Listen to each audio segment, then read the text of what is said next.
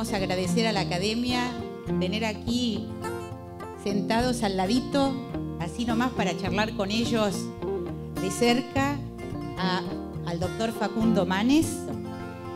Y también está con nosotros Mariano Zingman, como decía, otro de los más destacados neurocientíficos de la Argentina. El volumen de la actividad del cerebro no es indicativa de cuán lejos uno llega con la mente. No es haciendo que más neuronas trabajen que uno llega a lugares en los cuales no llegaba. Nosotros en un laboratorio descubrir algo y tratar de enseñar a otros. Yo creo que la interdisciplina es necesaria, pero tenemos que trabajar codo a codo o a veces abajo.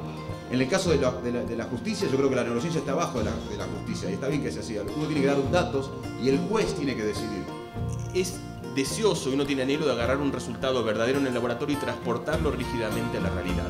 Pero hay que entender que ese esfuerzo tiene un montón de matices, que son un poco lo que parece que estamos tratando de posar acá, para convertir cosas que son verdaderas y realidades, evitar que se conviertan en mitos. Creo, sinceramente, de que estos encuentros son buenos para bajar el tono también a la neurociencia, porque si no puede ser un fenómeno que canse, que pierda prestigio, que se use sin la seriedad científica. Y por supuesto agradecemos a la Academia Nacional de Ciencias Exactas, Físicas y Naturales que hace posible estos encuentros.